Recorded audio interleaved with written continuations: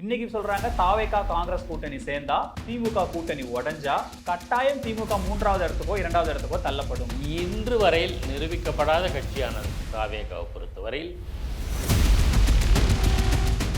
இப்போது புதிய அறிமுகம் ஆச்சி ஹோட்டல் சாம்பார் 50 கிராம் ரூபாய் 20 மட்டுமே.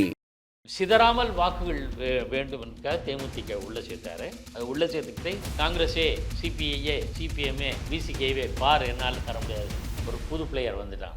என்ன கண்டிஷன் இருப்பாங்க, நீங்கள் உங்களுக்கு கூடுதல் இடம் தானே, கூடுதல் இடம் உங்கள் கட்சிக்கு கொடுத்துறோம். ஆனால் எங்கள் கட்சி இனிமேல் காங்கிரஸ் கட்சி திமுகவோட இருந்தாலும் சரி இல்லைனாலும் சரி இழப்பு திமுகவுக்கு அல்ல, காங்கிரஸுக்கு தான். திராவிட முன்னேற்ற கழகத்தை விட்டுட்டு சார் இந்த பஸ்ஸு தான் சார் இருக்குது, 2 பேர் உட்காரலாம், 2 பேர் நிற்கலாம், பட் கம்ஃபர்டபுளாக நம்ம போக வேண்டிய இடத்துல சேருவோம், இன்னொரு பஸ்ஸு வரும் காலியாக வரும் அப்படின்னு எதிர்பார்த்துட்டு இருக்கிற பிரயோஜனம் இல்லை. நீங்கள் தொகுதியை குறைச்சிக்கோங்க, ஏன்னா விசிக்காரு இரட்டை இலக்கம் வேணும்னு கேட்டுட்டு இருக்கிற இடத்துல 6ன்ற இடத்துல நீங்கள் 4ஆக குறைங்க, 5 வச்சுக்கோங்க அப்படின்ற இடத்த திருமாவளவன் எப்படி அப்ரோச் பண்ணுவாங்க? ஒரு அது அவங்க தேமுதிகவை டார்கெட் பண்ணி தான் சொன்னாங்க. இப்போ தேமுதிக திமுக கூட்டணியில் வந்துருச்சு, காங்கிரஸும் நீங்கள் சொல்கிற மாதிரி சட்டில்டே ஆயிடுச்சு அப்படின்ற இடத்துல அப்போ விஜய் நம்பாமல் i5 ஹவுசிங் அண்ட் ப்ராப்பர்ட்டிஸ் தேடுது விடுங்க, தேர்வு செய்யலாம் வாங்க. கால் 9962557557. ஐஸ்வர்யா கருத்தரித்தல் மையங்களில் ஜனவரி 30 முதல் பிப்ரவரி 5 வரை இலவச ஆலோசனை மற்றும் சிகிச்சைகளில் மாபெரும் சிறப்பு சலுகை. நியூஸ் கிளிட்ஸ் நேயர்களுக்கு வணக்கம். இன்றைய சிறப்பு நேர்காணலில் நம்மோடு மூத்த பத்திரிகையாளர் திரு பாக்கி அவர்கள் இணைந்திருக்கிறார். அவரை வரவேற்று நிகழ்ச்சிக்கு போகலாம். சார் வணக்கம். சார் வணக்கம் கௌதமா. காங்கிரஸ் திமுக தொகுதி பங்கீட்டு பேச்சுவார்த்தை கடும் இழுபறியில் இருக்கிற மாதிரியான தகவல்கள் தான் வருது. ஒரு பக்கம் கிரீஷ் ஜோடங்கர் கனிமொழியை சந்தித்து பேசுகிறாரு, இன்னும் தொகுதி உடன்படிக்கை வரலைங்கன்றாரு. கேசி வேணுகோபால் சண்டே இரவு வந்து 1 மணி நேரம் கிட்ட முதலமைச்சரை சந்திச்சுட்டு போகிறாரு. கேரளா போய் அவர் சொல்கிறாரு, இல்லைங்க பேச்சுவார்த்தை சுமூகமாக தான் இருந்தது, ஒன்றும் பிரச்சனை இல்லை, நாங்கள் திமுக கூட்டணியில் தொடர போகிறோம்னு பேசுகிறாங்க. ஆனால் வெளியில் வர தகவல்கள் அவ்வளவு நல்லபடியாக இருக்கிற மாதிரி தெரியல. 40 கேட்டோம், 41 கேட்டோம், 41 + 2.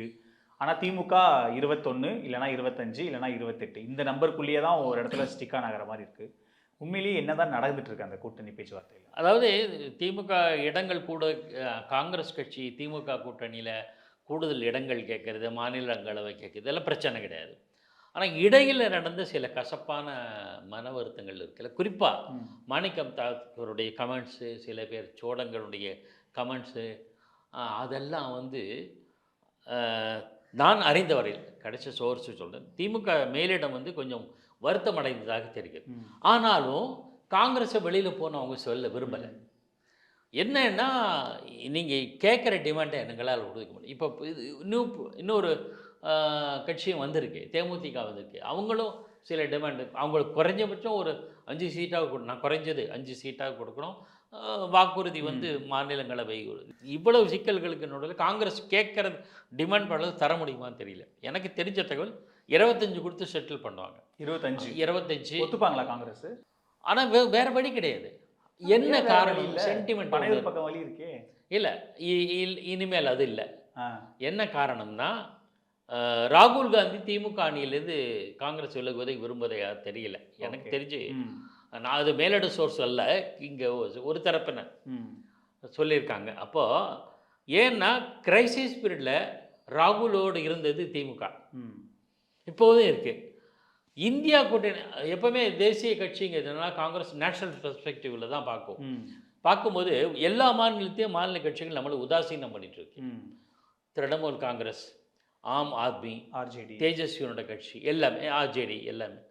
அப்போ நம்மளை வந்து மதிக்கிறது, இன்னமும் மதிக்கிறது ஒரு திமுக தான், இன்னமும் மதிக்கிறது. ராகுல் காந்தி மேலேயும் அந்த காங்கிரஸ் தலைமை மீதும் ரொம்ப மரியாதை உள்ளவர். சில தலைவர்கள் மீதான அவருடைய வருத்தம் இருந்தாலும், ஸோ இப்படி இருக்கும்போது அந்த கட்சிக்கு நாம் இப்போது எதிராக போக வேண்டாம், விஜயசல்வனும் துரோகம் பண்ண வேண்டாம், நம்ம அவங்களோட பயணிப்போம், பார்த்துக்கலாம் பின்னாடி அப்படிங்கிறது பார்வை. அதில் கூட ஒரு தரப்பினர் என்ன சொல்கிறாங்கன்னா, ஏதேனும் ஒரு சூழல் அமைந்தால் தேர்தலுக்கு பிறகு அப்போ நம்ம கூடுதல் இது அமைச்சர் பங்கு கேட்கலாம், அது ஒரு லாஜிக் இருக்குது. அப்படி 2006 கலைஞர் பீரியடில் எப்படி இருந்தோ அதை விட இல்லாமல் நம்ம கேட்கலாம், மற்றபடி இப்போது அதை பற்றி பேச வேண்டாங்கிறது ஒரு தரப்பினர், ஒரு சில பேர் தரப்பினர். இந்த சூழல்ல இப்போ இருக்கிற நிலவை கட்சி மேலிடம் என்ன நினைக்கிறா, திமுகவுடைய இருப்போம், அவங்க கொடுக்கறத வாங்கிக்கலாம், அதுதான் இருக்கு.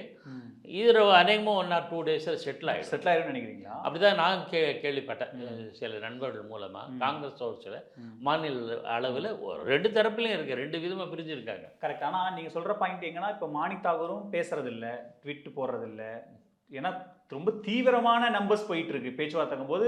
அப்போ இன்னும் எவ்வளோ கூடுதல் அழுத்தம் கொடுக்கணுன்ற மாதிரியான விஷயங்கள் இருக்கும்போது அவர் அமைதி ஆயிட்டாரு.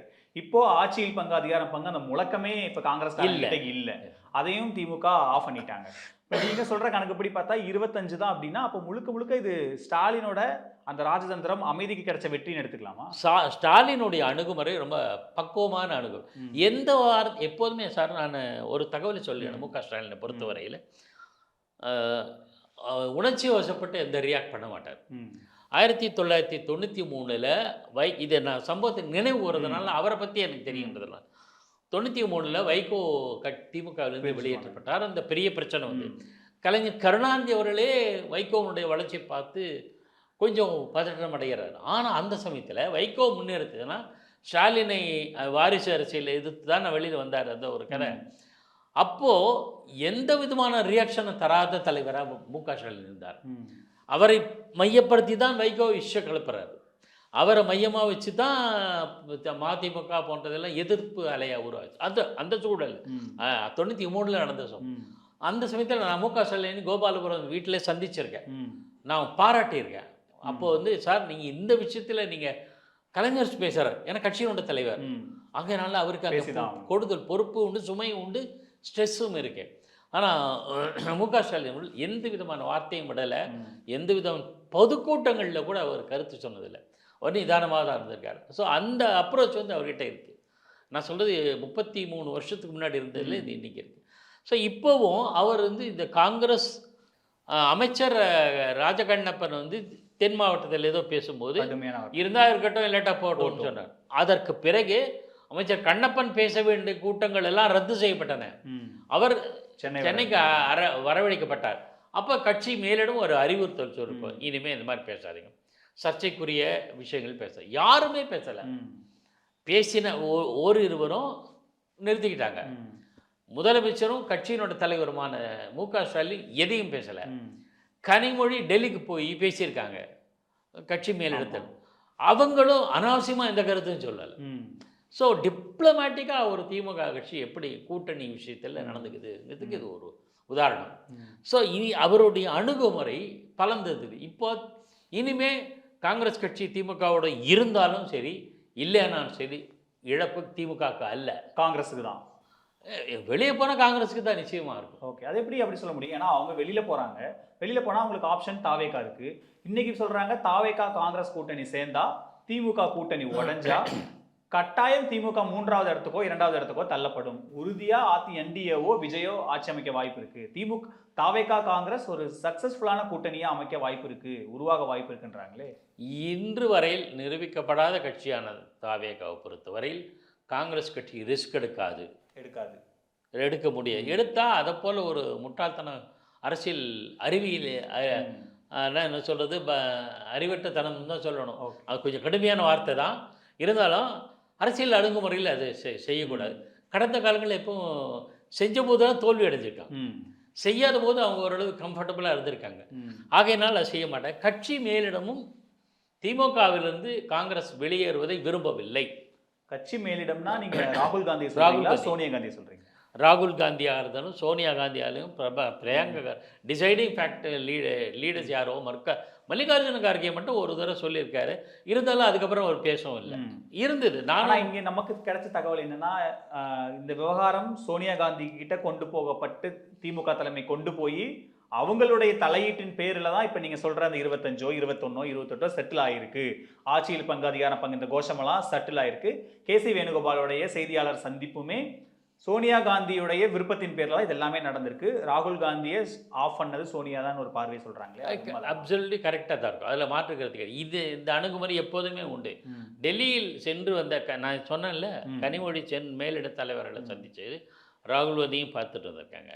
ஆனால் எதையுமே ரிவீல் பண்ணலை, ரொம்ப டீசெண்டாக இருந்திருக்காங்க. Let them decide. நம்ம இது எங்களோட கிரவுண்ட் லெவல் ரியாலிட்டி சொல்கிறோம். கலைஞர் கருணாநிதி கூட இதே மாதிரி தான் அணுகுமுறை தான் கடைப்பிடிப்பார். தமிழ்நாட்டில் ஒரு பிஜேபி அலைன்ஸில் இருந்தால் இங்கே ஏதாவது பேசுனாங்கன்னா நேராக வாஜ்பாய் கிட்ட பேசுகிறார். காங்கிரஸோட இங்கே ஏதாவது ஒரு முரசல் இருந்ததுன்னா நேராக சோனியா காந்தியோ இந்திரா காந்தி கருத்துல கூட நடந்தது. ஸோ இந்த அப்ரோச்சை வந்து அவங்க கையாளுவாங்க. அதுதான் நடந்திருக்கு. என்ன பேசினாங்கன்னு தான் வெளியில் முழுமையாக வரலையே தவிர ஏதோ ஒரு புத்திசாலித்தனமான அரசியல் அணுகுமுறை. ஏன்னா வெட்டரன் பாலிடிக்ஸ் வாங்கலாம், நீண்ட காலம் அரசியல் பழுத்த அனுபவம் உள்ளவர்கள், எதை எப்படி செய்ய வேண்டும் என்கிற அணுகுமுறை அவர்களுக்கு உண்டு. அதனால் அதுக்கு பிறகு தான் நீங்கள் பார்த்தீங்கன்னா கனிமொழி கட்சி மேலிடத்தை காங்கிரஸ் மேலிடத்தை சந்தித்தது பிறகும் காங்கிரஸோட மேலிட தலைவர்கள் இது குறித்து கவனத்தில் எடுத்துக்கொண்ட பிறகும் எந்த விதமான கமெண்ட்ஸும் ஸ்டேட்டில் வரல. ஆகையினால இந்த டிப்ளமேட்டிக்காக நான் என்ன சொல்கிறேன், ஒரு 2 நாட்களில் கிடைச்ச தகவல் சொல்கிறேன், 25 அது போன வாட்டி கொடுத்த சீட்டை அப்படியே கொடுத்துருங்க. 1 or 2 seats plus or minus இருக்கலாம். ஆனால் அதில் வந்து திமுகவுடைய இது தங்களோட ஹோல்டு இருக்கணுங்கிறதுக்காக அவங்களுடைய டார்கெட் இருக்கு இல்லையா, அந்த நம்பர் வரணும் 180 or 190 அந்த இது. ஆனால் இப்போ நீங்கள் தேமுதிகவை உள்ளே கொண்டு வந்தாச்சு, அவங்களுக்கும் நம்ம ஒரு சீட்டை கொடுத்தாகணும். இப்போது திரு காதர் மொஹிதீன் அவர் கூட்டணி பேச்சுவார்த்தை முடிச்சு வெளில வந்து பேசும்போது தொகுதியை குறைச்சிக்க சொல்கிறாங்க அப்படின்னு ஒரு விஷயங்களை பேசுகிறாரு. அப்போ கிளியரான திமுக மெசேஜ் என்னன்னா, கடந்த முறை கொடுத்த நம்பர் இந்த முறை கூட்டணி கட்சிகளுக்கு இல்லை, குறைச்சிக்கோ. நான் 6 கொடுத்து 4 ஜெயிக்கிறீங்கன்னா 4 கொடுக்குறேன், 4 வெற்றி பெற வைக்கிறோங்கிறது தான் எங்கள் ஃபார்முலா. அப்போ தொகுதிகளை குறைங்க. அதுதான் அவங்களுடைய கணக்கே. இப்போ மனிதநேய மக்கள் கட்சி ஜவஹர்லா ஒரு சீட்டு தான் கண்டெஸ்ட் பண்ணுறாரு, திமுக சிம்பலில் தான் கண்டெஸ்ட் பண்ணுறாரு உதயசூரியன். ஆனால் மறுமலர்ச்சி திமுக, சிபிஐ, சிபிஎம், காங்கிரஸ், இந்திய யூனியன் முஸ்லீம், இந்த 5 கட்சி, மக்கள் நீதி மய்யம் கூட அவங்க சொல்லிட்டாங்க. ஸோ இந்த 6 கட்சிகள் அவங்களுக்கு கணிசமாக உங்கள் தொகுதியிலே உங்கள் சின்னத்திலே போட்டிடுங்க, உங்களை ஜெயிக்க வச்சிடறோம், நம்பர் கேட்காதீங்க, உங்களை ஜெயிக்க வைக்கிறோம், நாங்கள் பார்த்துக்குறோம். ஆனால் ஏன் தேமுதிகவுக்கு ஃபண்டே பண்ணுறதுக்கு முன் வந்ததாக தெரிய வருது இல்லை.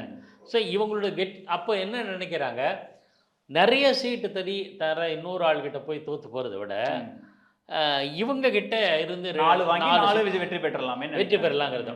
இதில் வந்து சிபிஐ, சிபிஎம்க்கு என்ன ஒரு நெசசிட்டி அப்படின்னா, அவங்களுடைய கட்சியினுடைய அங்கீகாரத்தை தக்க வைத்துக் கொள்வது. சிபிஐ மாநில கட்சியாக இருக்குதா, சிபிஎம் வந்து தேசிய கட்சி. இதில் ஏதோ ஒரு சிக்கலாக இருக்கும். அந்த தேர்தல் ஆணையத்துக்குன்னு இவ்வளோ க்ரைட்டீரியா இருக்கிற ஒரு நம்ம ஸ்டேட் பார்ட்டியோ சென்ட்ரல் பார்ட்டியோ நேஷ்னல் பார்ட்டியோ இருக்கணும்னா இவ்வளோ வாக்கு சதவீதம், இவ்வளோ இடங்கள் இது இருக்குல்ல, தக்க வைத்துக் கொள்வது. இன்றைக்கி நம்பகத்தன்மை உள்ள வெற்றிக்கு அதிகமான வாய்ப்புள்ள ஒரே கட்சி திமுக தான். திராவிட முன்னேற்ற கழகத்தை விட்டுட்டு சார் இந்த பஸ்ஸு தான் சார் 2 பேர் உட்காரலாம், 2 பேர் நிற்கலாம், பட் கம்ஃபர்டபுளாக நம்ம போக வேண்டிய இடத்துல சேருவோம், இன்னொரு பஸ்ஸு வரும் காலியாக வரும் அப்படின்னு எதிர்பார்த்துட்டு இருக்கிறது பிரயோஜனம் இல்லை. எப்பவுமே ஆங்கிலத்தில் ஒரு பழமொழி சொல்லுவாங்க, a bird in the hand is better than 2 in the bush. கையில் இருக்கிற ஒரு புறா புதரில் இருக்கிற 2 பறவைகளை விட பெட்டர். கரெக்ட். அதைத்தான் அந்த அணுகுமுறைக்கு தான் காங்கிரஸ் கட்சி, சிபிஐ, சிபிஎம், மற்ற கட்சி விசிக உள்ள கட்சிகள் வந்திருக்கு. என்ன அவங்க தனித்தன்மையை காப்பாற்றிக்கணும்னு விரும்புகிறாங்க. சில கட்சிகள் வந்து உதயசூரியன் சின்னத்தில் போட்டிடுவோம். நான் ஒரு தகவலையும் சொல்கிறேனே, சேக்கு தமிழரசன் கடந்த காலங்களில் அதிமுக இருந்தார், அவர் கூட உதயசூரியன் சின்னத்தில் போட்டி. ஏற்கனவே அங்கே நிறைய கட்சிகளுக்கு உதயசூரியன் சின்னம் ஒதுக்கு, கருணாஸ், தமிழ் அன்சாரி, இவங்க எல்லாரும் உதயசூரியன் சின்னத்தில் தான் வாய்ப்பு இருக்குன்னு சொல்கிறாங்க. ஆனால் இப்போ என்னென்னா, கூட்டணியை தொகுதியை குறைச்சிக்கோங்கன்ற இடத்துல விசிக ஒரு பெரிய ரோல் ப்ளே பண்ணுறாங்க திமுக கூட்டணியில், காங்கிரஸ் ஒரு மேஜர் ரோல் ப்ளே பண்ணுறாங்க. மதச்சார்பற்ற அணிங்கிறதுக்கான ஒரு முகங்களாக இவங்களாம் இருக்கும்போது நீங்கள் தொகுதியை குறைச்சிக்கோங்க. ஏன்னா விசிக இரட்டை இலக்கம் வேணும்னு கேட்டுட்டு இருக்கிற இடத்துல 6ன்ற இடத்துல நீங்கள் 4 குறைங்க, 5 வச்சுக்கோங்க அப்படின்ற இடத்த திருமாவளவன் எப்படி அப்ரோச் பண்ணுவார்னு நினைக்கிறீங்க? இல்லை, இது ஒரு விவாதம் இருக்கத்தான் செய்யும். ஆனால் நான் அறிந்தவரை கடந்த தேர்தலில் எவ்வளோ கொடுத்தோமோ அதை கொடுத்துக்கிறோம், வாங்கிக்கங்க. அப்போ அந்த மனநிலைக்கு தான் இருக்குது. ஏன்னா தேமுதிகவை வச்சுக்கிட்டு மற்ற கட்சிகளுக்கு மெசேஜ், தேமுதிகவை வந்து திமுக உள்ளே சேர்த்துக்கிறதுக்கு கூட பார்த்தீங்களா இன்னொருத்தர் வந்துட்டார், அதனால் உங்களுக்கு நான் கொடுக்கணும் தர முடியாது என்று சொல்லுது அக்காமடேட் பண்ணிருக்கு. 2 காரணம், ஒரு கல்ல 2 தம்மாங்க ஸ்டாலின் அடித்தது. ஒன்று, சிதறாமல் வாக்குகள் வேண்டும் தேமுதிக உள்ளே சேர்த்தாரு. அது உள்ளே சேர்த்துக்கிட்டு காங்கிரஸே, சிபிஐஏ, சிபிஎம்ஏ, பிசிகேவே பார், என்னால் தர முடியாது, ஒரு புது பிளேயர் வந்துட்டான். என்ன கண்டிஷன் வைப்பாங்க, நீங்கள் உங்களுக்கு கூடுதல் இடம் தானே, கூடுதல் இடம் உங்கள் கட்சிக்கு கொடுத்துறோம், ஆனால் எங்கள் சின்னத்தில் போட்டிடும். போட்டிட்டா இதில் என்ன ஒரு நன்மை என்னென்னா, உதயசூரியன் சின்னத்தில் போட்டியிருந்தா கட்சி திமுககாரங்க உற்சாகமாக வேலை செய்வாங்க, ஈஸியாக வேலை. ஆனால் அந்த கட்சிகள் தனித்தன்மை எழுந்துவிடும் ஏன்னா அவங்க கவலைப்படுறாங்க. ஒன்று, நீங்கள் உங்களை வளர்த்துக்குங்க எந்த கட்சியாக இருந்தாலுமே, இல்லை என்றால் எந்த பெரிய கட்சியோ அதோடு அனுசரித்து போகுது, அதை புத்திசாலித்தனம். அரசியலில் சர்வே ஆகணும்னா. ஆனால் இவங்க எப்போ இனிமேல் நான் எனக்கு கிடைச்ச சோர்ஸ் பிரகாரம் என்னன்னா இருக்கிறது அப்படியே கொடுப்பாங்க. ரொம்ப போகிறதுக்கெலாம் வாய்ப்பே இல்லை, இவங்க யாரும் வெளியில் போவதற்கான வாய்ப்பு இல்லை. இல்லை, விஜய் இப்போ தான் ஒரு 2-3 கூட்டங்களாக தான் நாங்கள் தனியாக நின்னாலும் எங்களுக்கு கவலை இல்லை, என் கூட்டணி மக்களோட பேசுகிறாங்க. ஆனால் அவங்களும் சமீபத்தில் கூட நாஞ்சில் சம்பத் அவர்கள் பேசும்போது ஒரு தேசிய கட்சியும் ஒரு மாநில கட்சியும் எங்ககிட்ட வரப்போகுதுன்றாங்க. ஒரு அது அவங்க தேமுதிகவை டார்கெட் பண்ணி தான் சொன்னாங்க. இப்போ தேமுதிக கூட்டணிகளை வந்துருச்சு, காங்கிரஸும் நீங்கள் சொல்கிற மாதிரி சட்டில்டே ஆயிடுச்சு அப்படின்ற இடத்துல அப்போ விஜய் நம்பாமல் இருக்காங்க. இல்லை, ஏன் நம்பாமல் இருக்காங்கிறது தெரியாது. நேற்று எதுவும் தாவேக்காவுடைய முக்கிய பிரமுகர் ஒருத்தரோட பேசும்போது அவர் வந்து சொன்னார், சரி sir, we have to prepare for that, நமக்கு தலைமையில் வந்தால் வரட்டும், இல்லைன்னா we will prove this time அப்படிங்கிற மனநிலையே கட்சி அவங்க கட்சி மேலிடம் இருப்பதாக ஒரு பிரமுகர் சொன்னார் ஒரு சந்திச்ச போது. Let us prove ourselves, நாங்கள் ப்ரூவ் பண்ணிட்டு பிறகு everybody will automatically come, we are doing our ground level work அப்படின்னு சொன்னார். அதை பொறுத்து இருந்து பார்க்கணும். ஒருவேளை அப்படி ஆனால் எப்படியுமே எம்ஜிஆருக்கு அப்படி ஒரு சூழல் இருந்தது. எம்ஜிஆர் தனித்து தான் போட்டிக்கிட்டார் 1977 பொது தேர்தலையும் சரி, 73 இடைத்தேர்தலையும் சரி, புதுச்சேரி இடைத்தேர்தலையும் தனியாக தான் நின்றார். கோயம்புத்தூர் இன்னும் 2-3 இடைத்தேர்தலையும் தனியாக தான் நின்றார். திண்டுக்கல் மக்களவை தேர்தலையும் தனியாக நின்றார். அப்புறம் ப்ரூவ் பண்ண பிறகு தான் 77 மக்களவை தேர்தலில் காங்கிரஸ் கூட்டணிக்கு வந்து வேறு வழி இல்லாமல் அது மாதிரி லெட் அஸ் வெயிட் அப்படின்ற மாதிரி இருப்பதாக நான் தெரிவது. ஒரு தாவேகா கட்சி பிரமுகரோட பேசுகிறேன், வேறு ஆப்ஷன் இல்லை, யாரும் இல்லை. எஸ், அதுதான் ஃபேக்ட். இப்போ நெருங்கிட்டு வந்துட்டு இருக்கோம். அநேகமாக மார்ச் முதல் 2 வாரத்தில் 2ஆவது வாரத்தில் அறிவிச்சிருவாங்க சொல்கிறாங்க. இந்த 12 நாள் 14 நாள் அவகாசம் போதாது. அப்படி இருக்கும்போது this is the only way. கூட்டணிகள் அது மாதிரி செட்டில்ட் ஆகிடுச்சு, அவ்வளோதான், அநேகமாக ஆயிடுச்சு தான் நம்ம ஃபீல் பண்ணோம். அது கடைசி நிமிஷம் மாறுதல் எப்போ வரும்னா, கட்சிக்கு எதிரான அல்லது ஆதரவான நிலைப்பாடுன்னு ஒன்று இருக்குல்ல. 1977 அப்படி ஒரு சூழல் இருந்தது, 1996 அப்படி ஒரு சூழல் இருந்தது. ஏன்னா 77 மக்களவை தேர்தலில் இந்திரா காங்கிரஸ், அப்போது இந்திரா காங்கிரஸ் ஸ்தாபன காங்கிரஸ் வந்து கடைசி நிமிஷத்தில், ஜனதா கட்சி அப்போ உருவாகலை, இது வரலாற்றில் தெரிஞ்சுக்க வேண்டியது. கட்சி அந்த கட்சிகள்லாம் உடன்பாடு வச்சுட்டு போட்டி போட்டது. கடைசி நிமிஷத்தில் இந்திரா காந்தியினுடைய எமர்ஜென்சியை எதிர்த்து வெளியே வந்தவர் ஜெகஜீவன் ராம், அவரும் இணைஞ்சுக்கிட்டாரு. இவங்க எல்லாமே தனியாக கட்சி ஆனது அவங்க ஆட்சி அமைச்ச பிறகு தான் ஜனதா கட்சியை உருவாச்சு. அப்போது கடைசி நிமிஷம் மாறுதல். ஏன்னா அப்போ ஒரே ஃபோக்கஸ் 77 இந்திரா காந்திக்கு எதிராக நாடு முழுக்க எதிர்ப்பு அலை வீசிது. சரி, இது ஒன்று. 96 தமிழ்நாட்டில் ஜெயலலிதா அதிமுக ஆட்சிக்கு எதிரான கடுமையான அதிருப்தி இருந்தது. காங்கிரஸ் கட்சி அதிமுக அலையன்ஸ்லேருந்து வெளியில் வருமா இல்லையாங்கிற ஒரு பெரிய குழப்ப நிலை இருந்தது. இல்லை, நாங்கள் அதிமுக கண்டினியூ பண்ணுறோம்னு மேலிடம் சொன்னோடனே டக்குன்னு வெளியே இருந்தவர் மூப்பனார், உங்களுக்கு தெரியும். ஸோ இது ரெண்டுமே அலை வீசிய காலம். இப்போது அலை வீசுவதற்கான காலமே இல்லை. ஓகே, திமுக ஆட்சி மீது அதிருப்தி உண்டு, எதிர்ப்பு அலை இல்லை. ஸோ இப்போ அந்த மாதிரியான பரபரப்புக்கு எந்த சூழலும் கிடையாது. தாவேக்காவுக்கும் அந்த மாதிரி எந்த, திமுக கம்ஃபர்ட் பொசிஷனில் தான் இருக்காங்க. இப்போது நான் சொல்கிறது திமுக மட்டும் இல்லை, அதிமுக பாஜக உள்பட சொல்கிறேன். அமமுக தினகரன் வந்து நாங்கள் பிஜேபியோடு தான் அலையன்ஸ் பேசுகிறோம், அது அவருடைய இது அது. ஆனால் அவங்களும் வெளியில் போகிறது. இப்போதைக்கு அதிமுகவும் திமுக கூட்டணியும் செட்டில் ஆகிவிட்டதாகத்தான் நான் நினைக்கிறேன். இப்போது புதிய அறிமுகம் ஆச்சி ஹோட்டல் சாம்பார் 50 கிராம் ரூபாய் 20 மட்டுமே. i5 ஹவுசிங் அண்ட் ப்ராப்பர்ட்டிஸ் தேடுத விடுங்க, தேர்வு செய்யலாம் வாங்க. கால் 9962557557. ஐஸ்வர்யா கருத்தரித்தல் மையங்களில் ஜனவரி 30 முதல் பிப்ரவரி 5 வரை இலவச ஆலோசனை மற்றும் சிகிச்சைகளில் மாபெரும் சிறப்பு சலுகை.